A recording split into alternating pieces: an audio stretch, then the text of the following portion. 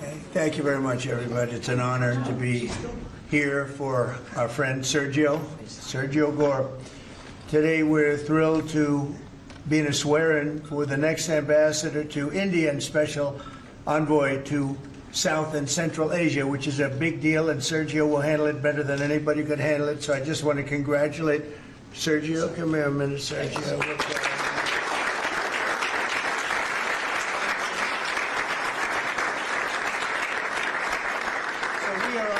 Joined this afternoon by our great Vice President, J.D. Vance. Thank you, J.D. Secretary of State, Marco Rubio. Thank you, Marco. Secretary Scott Bessent, who's doing a great job. Attorney General Pam Bondi. U.S. Attorney Jeanine Pirro.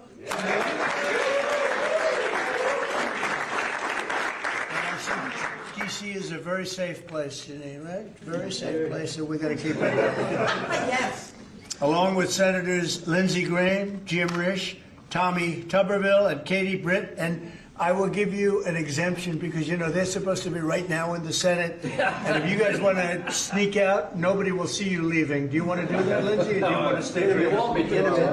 Okay, you sneak out anytime you want. Thank you. We don't want to screw up any votes, do we? Amen. Okay, thank you. Thank you for being here. But we're also very honored to be joined by Mrs. a very special woman who I unfortunately have seen a lot of lately on television for the wrong reasons. A woman who is great, who Charlie said is the greatest of anybody he knew, best friends and best everything, Erica Kirk. So thank you very much.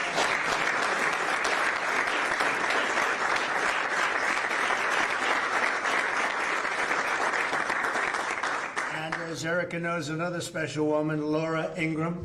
Where's Laura? She's here someplace. Thank you, Laura. And many other true American patriots, great people. 1 year ago, Sergio played a key role in helping us secure the most consequential presidential election victory in the history of our country. And from the day we won, he immediately began working to staff our new administration with the most talented team of any president. And we have had a great team. A couple of mistakes, Sergio, but we won't mention that. We got rid of them pretty quick. We found a couple we weren't thrilled with. We got them out of here. But as my director of office and presidential personnel from the early days of transition, Sergio's leadership was essential to fulfilling the historic mandate entrusted to us by the American people. And that's what we've done. With the help here at the White House, we set new benchmarks for presidential staffing. Nobody's done it, I think, hopefully better, but certainly quicker. But I don't think anybody's done it better. We have great people. We're surrounded by the people that I really do love and like and respect. But we hired 4,000 appointees across every federal department in record time, including over 1,000 appointments on day one. So before we even got started, we had over 1,000 people working for us. Under Sergio's leadership, federal agencies and departments reached staffing levels of 95%. And it's faster than any administration in modern-day history. And prior to his work on behalf of my 2024 campaign, Sergio had tremendous success as an entrepreneur in the publishing world. He even published my book, which went to #1. I was very happy because if it didn't, he wouldn't be here right now. But now I'm trusting Sergio to help strengthen one of our country's most important international relationships, and that's the strategic partnership with the Republic of India. It's a big deal. India is home to one of the world's oldest civilizations, the largest country in the world, actually. And it's got over 1.5 billion people. And we have a fantastic relationship with the Prime Minister, Modi. And Sergio has only enhanced that because he's become already friendly with the Prime Minister, knowing that Sergio is going to be the ambassador they would call constantly to say, let's get to know this man, and they like what they see. So I know you're going to have a great success over there. It's a very important relationship. But it's also the fastest growing middle class, and it's an important economic and strategic security partner in the Indo-Pacific region. It's an amazing country, actually. 1.5 billion people. China has 1.4 billion. Those are two big countries. As Ambassador, Sergio will work to fortify our country's bonds, promote investments in key U.S. industries and technologies, increase American energy exports, and expand our security cooperation. And, you know, we're making a deal with India, a much different deal than we had in the past. So right now they don't love me, but they'll love us again. We're getting a fair deal, just a fair trade deal. We had pretty unfair trade deals. They're very good negotiators, Sergio, so you have to take a look at that, if you would, please.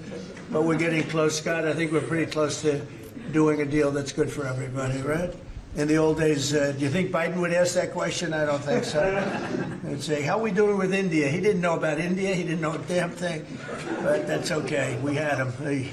Likewise, in Sergio's role as special envoy to South and Central Asia, he'll be a key emissary to a very important group of nations at the crossroads between East and West. And last week, I was honored to host the leaders of 5 Central Asian countries here in the White House, and Sergio will be helping with all of that. We had an amazing meeting the other night at the White House, and I'm confident that Sergio will do an outstanding job and make our country and all of his friends very proud. But I'm very proud of Sergio. I've known him for a long time, and he's a great guy. And most people love him. Some people don't like him so much. I'll be honest with you, Sergio. Some people, when they don't like Sergio, they don't like him. But when they like him more than anybody. But most of them really are the like category. And I just want to say that I think he's going to be an outstanding representative for the United States of America. And it's a big deal. Being the ambassador to India is a big deal. So, Sergio, congratulations. I know you're going to do a fantastic job. Thank you.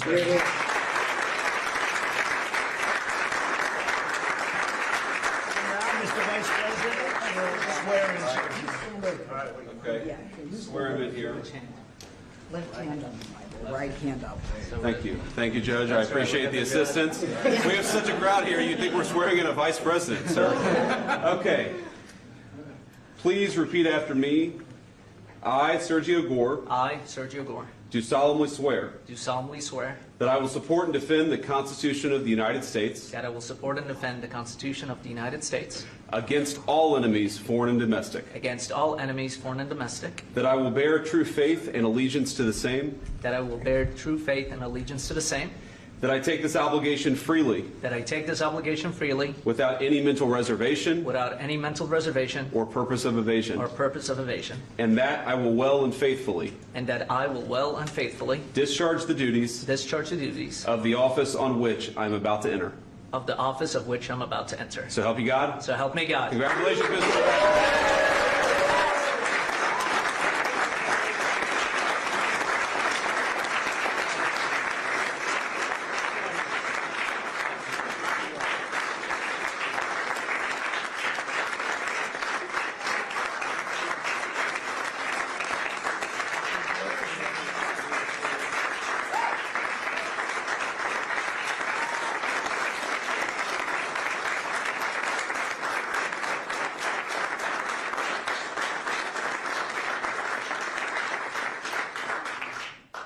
Mr. President, this is an honor of a lifetime. I want to thank first you, what you have done for this country before you came back in, the trouble that this country was facing. I mean, frankly, we were screwed. What you have achieved in 10 months has been historic, has surpassed any other presidency, and I fully believe what you will achieve in the next 3 years will never be beaten. So it has been an honor to serve you. I've been at your side for many years. I will continue to be there. And it's just an incredible honor. And I look forward to enhancing the relationship between our two nations. But again, thank you for entrusting me with this position. And I look forward to doing a great job for you. Thank you very much, Sergio.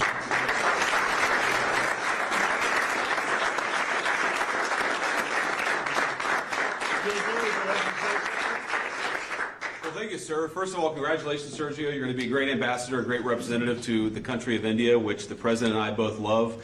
As a lot of you know, Sergio was a critical piece of what made the first 10 months such a great success. Obviously, the president's leadership is the most important thing, but you can't do a whole lot unless you've got good people around you. And Sergio did as much as anybody to ensure that the White House was staffed with the very best people, people who were loyal to the president, loyal to the country, and loyal to the agenda that we're trying to implement. So thank you all for being here. I think it's a great testament to you, Sergio, that you got multiple cabinet secretaries, Erica Kirk, the President of the United States. This crowd would not turn out for just anybody, but it turned out for Sergio Gore. You're going to do a hell of a job, man. Congratulations.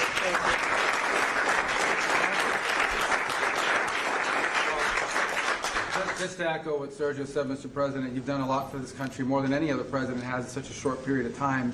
And part of that is putting together a phenomenal team. And I know Sergio was instrumental in helping you achieve that. And so we think you'll do a great job. This is a very impressive collection of people. There are almost 1.5 billion people in the Oval Office right now. But Sergio's going to do a phenomenal job. Those of us who've known him, so many of his friends that are here and family as well, that know how hard he works, 24 hours, 7 days a week. And that's what it takes to work in this administration, because of how much you're pushing our country forward around the world and here at home. And we know Sergio will do a great job. So congratulations, Sergio. You're going to do a phenomenal job. Thank you. Thank you. Janine, please. Well, I'm very proud to be here with Sergio, my friend, has been my friend for many years. He is someone who is loyal, he is trustworthy, and he works as hard as anyone I know. And Mr. President, there is in this room a group of people who love you, who believe in you, and who are so proud to be in this Oval Office and to be part of this amazing day, because you have changed the course of America. You, and thank you, Sergio, for what you've done. God bless you both.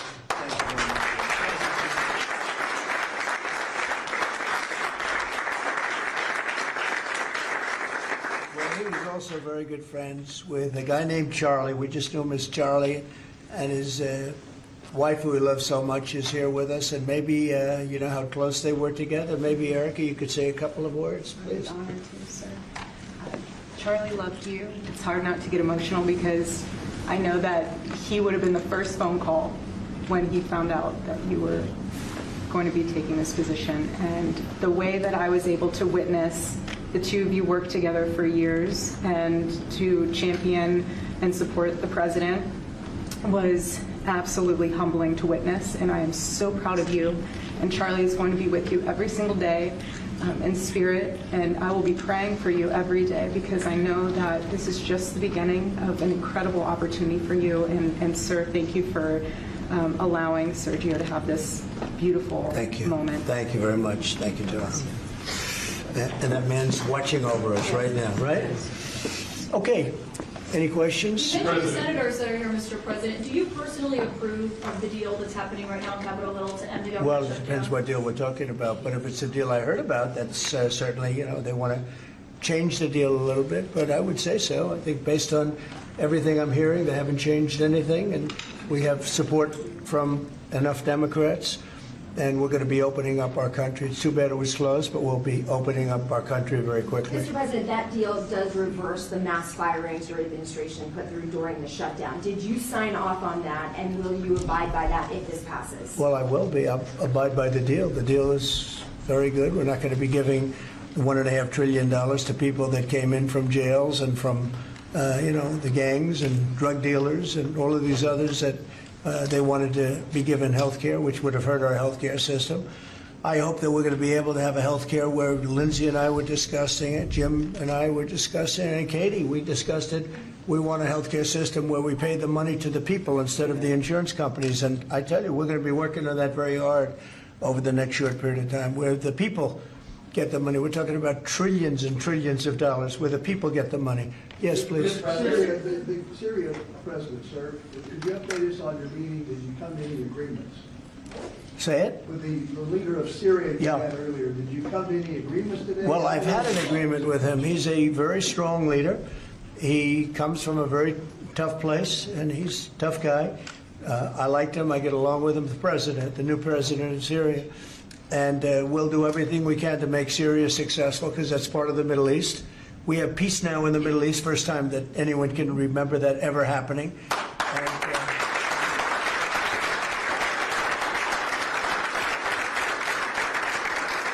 as you big part of the Middle East, very important part. If you look back at Syria for years, they had the doctors, the lawyers, they had so many of the great intellects. It's an amazing place with great people, and we want to see Syria be successful along with the rest of the Middle East. So I have confidence that he'll be able to do the job, absolutely. How close are you to a deal on trade deal with India? Are you Right. willing to consider lowering the current tariff rate? Well, right now the tariffs are very high on India because of the Russian oil, and they've stopped doing the Russian oil. It's been reduced very substantially. Yeah, we're going to be bringing the tariffs down. on India. What kind of level are we talking about here? I mean, How at close some are you? point, no, at some point, we're going to be bringing them down. Without tariffs, this country would be in such trouble, as they were for many years. That's why we owe $38 trillion. And one of the things we're going to do, we're going to issue a dividend to our middle-income people and lower-income people of about $2,000. And we're going to use the remaining tariffs to lower our debt. We're going to be lowering our debt, which is a national security thing. So we're doing a lot of good work. And the numbers were reported so incorrectly. The real numbers are trillions of dollars have been taken in or gotten in terms of investment from the tariffs. And so if that were ever reversed, it would be a disaster. Frankly, it would be a national security problem for our country. And nobody thinks it's going to be reversed. I think we had a very good court case. As you know, it's before the Supreme Court right now. But if that were ever reversed, people are saying, oh, it's $1 billion. Some people said, oh, it's $2 billion. Well, that obviously we can handle very easily. But this is trillions of dollars we're talking about in terms of the tariff income and all the investment income that's come into our country. We have more than, I would say right now, more than $18 trillion. The biggest number ever is a tiny fraction of that for any country. China, the United States, the biggest number ever. If you look at the past administration, Biden, he did less than $1 trillion in 4 years. We're over 18 trillion. By the time my first year ends, we're going to have over $20 trillion of investment coming into the United States. It's unheard of. We have AI factories. We're leading China by a lot. We have cars and car plants coming in by more than we've ever had built before. All of that would go away if we lose the tariff case. So all of it would go away. So they're not giving the right numbers. It would be an economic disaster. It would be a national security disaster if we lost the case in the Supreme Court. Daniel? President, back to that tariff Yes. rebate, this is an idea you've been talking about for months. This is going to directly, positively impact millions of Americans. Why was this important for you to do, and when can Americans expect that? So I've been talking about it for a long time, the dividend to people that, have suffered under the Biden administration. So Biden had the highest inflation in history, and we now are at a very low point. We're going to be hitting 1.5% pretty soon. So we're at a low point, and he was a high point. We did that. Food prices are way down. It's all coming down. And the biggest decrease, of course, is energy. And, as goes energy, goes everything else. Because when energy comes down, the oil, the electric, I think you're going to see $2 gasoline or something very close to that. In fact, we're already in the twos. But I think you're going to be seeing very soon $2 gasoline. That's like the equivalent of a massive tax cut. But in addition to that, the great big beautiful bill gives you a very, very big tax cut. And then you have no tax on tips, no tax on Social Security, and no tax on overtime for the middle income and for even, frankly, anybody. But you have no tax, and the no tax on tips has turned out to be a tremendous thing. But when you think no tax on tips, no tax on overtime, and no tax on Social Security for our seniors, it's the great big beautiful bill, which has been mischaracterized. But now people they don't want to talk about it because it's so good, the enemy, because it's so good for everybody. It's the greatest piece of legislation ever passed in the history of our country in terms of size. And hence they call it the big beautiful bill, or the one big beautiful. I call it the great big beautiful bill. It's an amazing bill for the middle class. It's an amazing bill for jobs. We've never passed anything like it. And in my first administration, so we had the greatest economy. Everything was good, but we're really outdoing it this time because we have investments coming in largely because of tariffs. And I think because of November 5th, the election result. But we have investments coming in like we've never had before. The deal that Mr. President, in Syria. Please, behind you. Caitlin, behind you. Thank you, Caitlin. On Syria, can we expect an announcement on a pact between Syria and Israel, or an announcement on them joining the anti-ISIS? Yeah, you can expect some announcements on Syria. We want to see Syria become a country that's very successful, and I think this leader can do it. I really do. I think this leader can do it. And people said he's had a rough past. We've all had rough pasts, but he has had a rough past, and I think, frankly, if you didn't have a rough past, you wouldn't have a chance. He gets along very well with Turkey, with President Erdogan, who's a great leader. Erdogan's a great leader and very much in favor of what's happening in Syria. We have to make Syria work. Syria is a big part of the Middle East. And I will tell you, I think it is working and really well. We're working also with Israel on, getting along with Syria, getting along with everybody. And that's working amazingly. As you know, Hamas has given us back numerous bodies. It sounds pretty gruesome, but it's something the parents want more than if their son had been living. Hard to believe.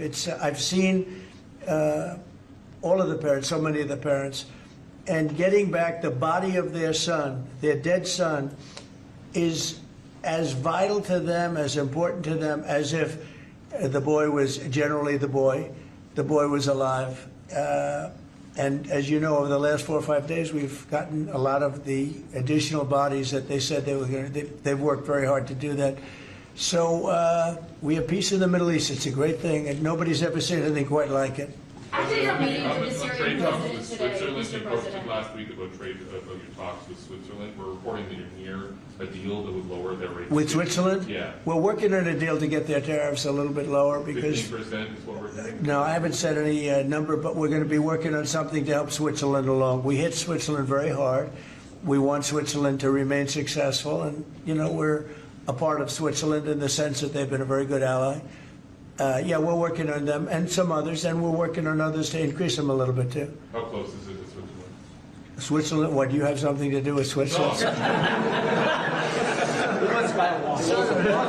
wants to buy a nice watch. He wants to buy a nice Rolex, right? We'll give Rolex some publicity because Rolex they've been very nice, Now, look, it's a beautiful country. It's a small country, but economically very big. So we're working on something. After your Caitlin? meeting with the Syrian president earlier today, Marjorie Taylor Greene, who is a big ally of yours, said that she would rather see you focused on nonstop domestic policy meetings here at the White House instead of nonstop foreign policy meetings.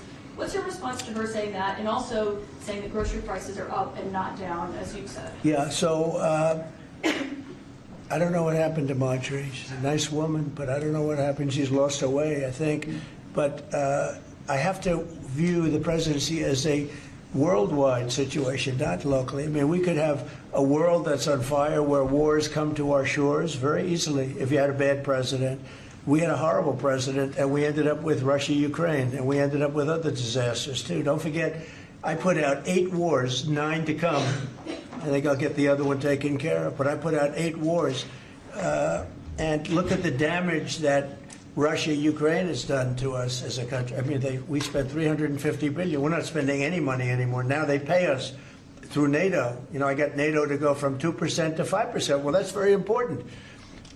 When you're president, you really sort of have to watch over the world because you're going to be dragged into it. Otherwise, you're going to be dragged into a world war. I think if I weren't president, first of all, that war would have never happened if I was president. And if I weren't president, that war could have led to World War III. It won't. It's not going to anymore. But when I first got in, I said, wow, this situation could lead to World War III. And I got NATO together. I got everybody together. But with all of that, I passed a great, big, beautiful bill, which is the biggest tax cuts in the history of our country. So when somebody like Marjorie Taylor Greene, who's now catering to the other side, I don't know what, I guess she's, got some kind of an act going, but I'm surprised at her. But when somebody like Marjorie goes over and starts making statements like that, it shows she doesn't know. I don't devote a lot of my time. Let me give you another example. China. China was going to hit us with rare earth. Now, everybody says, what does that mean? Magnets. If China refused to give magnets, because they have a monopoly on magnets, because they were allowed to happen over a 32-year period, there wouldn't be a car made in the entire world. There wouldn't be a radio. There wouldn't be a television. There wouldn't be internet. There wouldn't be anything because magnets are such a part. Now, nobody knows what magnets are, and not overly sophisticated, but to build a magnet system would take 2 years. So if I weren't able to say to China, look, if you're going to do that to us, we're going to charge you 158% tariff. It was 100% on top of 58%. And China called up immediately and said, we will make peace. And we made peace. We made a great deal. We made an unbelievable deal. China's paying tariffs to the United States, not the United States paying tariffs to China, which has always been the way it was. Nobody can believe these deals.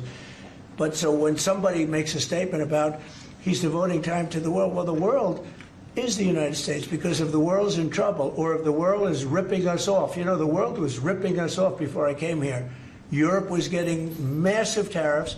They were sending us 9-10 million cars a year. We were sending them none. They were not taking our agriculture. We were taking massive amounts of their. It was so unfair. Now we have a deal where $950 billion is coming into the United States because of me and because of tariffs. So if I don't do all these things, our country is doing very poorly. So, you know, it's easy to say, oh, don't worry about the world. But the world is turning out to be our biggest customer. The world was on fire. And we could have been in that fire very easily if you didn't have a president that knew what he was doing. Can you guarantee to Americans that travel is going to go back to normal once the government... That travel is? Travel, Oh, yeah. It'll go better than normal. You know why? When the government reopens. Yeah, sure. It'll be much better than normal because we're buying the most sophisticated avionics and, you know, technology for our control towers. And we didn't have that. We had a guy named Buttigieg. Edge, they say is the best way. Just say two edges, like off the edge of a cliff, which is where they were taking us, by the way. Edge was the Secretary of Transportation, and he spent billions of dollars trying to patch together our air traffic control system, which was a conglomeration of all different systems in all different cities. They had hundreds of companies working on it. And they were spending billions of dollars. And when they turned it on, it didn't work. It didn't even work a little bit. That's why you had a helicopter crashing into an airplane, that if we had a great system, bells and whistles would have started going off. So we are now in the process. We're in the final bids of getting the finest system anywhere in the world. I've analyzed it. Sean Duffy has been working really hard on it, doing a fantastic job, by the way. And over the next 2 or 3 weeks, we'll be handing out the finest air traffic control system anywhere in the world. All the towers will be equipped. They were going copper wire into glass wire into other types of wire. And if you knew anything, you know copper wire doesn't work with glass. You know glass doesn't work with other substances. And they spent billions of dollars, and when they turned it on, nothing happened. Okay? We're getting the most sophisticated, all brand new. All brand new. Every control tower will have the same exact system. It'll be the most sophisticated system by far in the world. And what we've done is we've looked around other countries and we've taken the absolute best systems in every different form, because there are different. You have lots of different companies like IBM and Raytheon and a lot of great companies. They're all bidding, and we're going to pick the best one, and it'll get built relatively quickly. And we are going to have the greatest air traffic control system anywhere in the world. Thank you very much, everybody. Thank you. Thank you.